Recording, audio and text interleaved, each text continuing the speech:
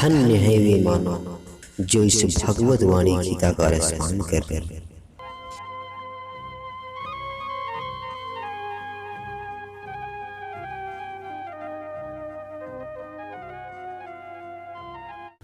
संसार के सभी प्राणियों को मेरा नमस्कार।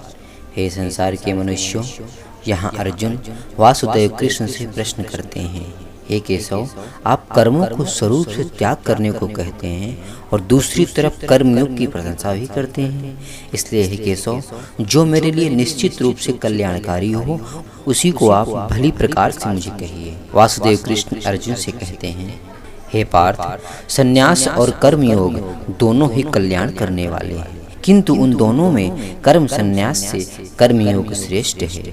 और हे संसार के मनुष्यों, भगवान के सिद्धांत के अनुसार सांख्य योग और कर्मयोग का पालन प्रत्येक वर्ण आश्रम का मनुष्य कर सकता है, क्योंकि सांख्य योग की साधना में विवेक विचार की मुख्यता रहती है।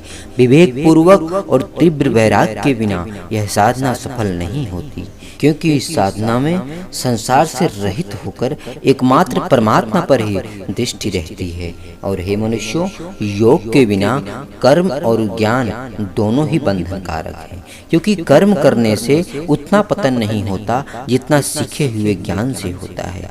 सीखा हुआ ज्ञान मनुष्य को नरक में ले जाता है। जो ज्ञानी बेसमझ मनुष्य को सब कुछ ब्रह्मा है ऐसा उपदेश देता है, वह उस मनुष्य को महान नरक में डाल देता है। सीखे हुए ज्ञानी की अपेक्षा कर्म करने वाला श्रेष्ठ है। फिर जो व्यक्ति कर्मयोग का आचरण करता है उसकी श्रेष्ठता का तो कहना ही क्या।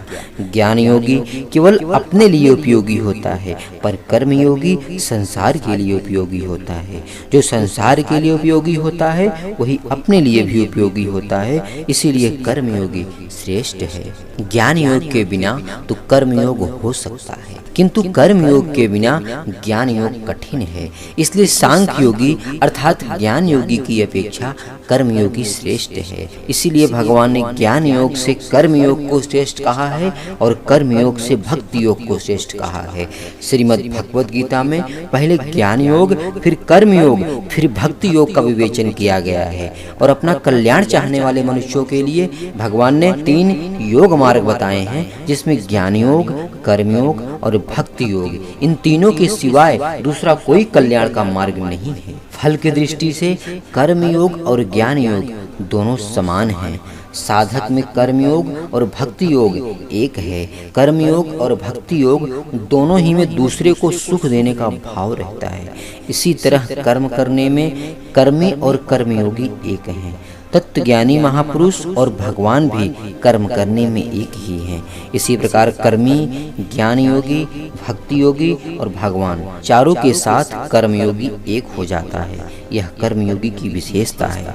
ज्ञान योग में तो अहम का सूक्ष्म संस्कार रह जाता है, किंतु कर्म योग में क्रिया और पदार्थ से सर्वथा संबंध विच्छेद होने से अहम का सूक्ष्म संस्कार भी नहीं रहता।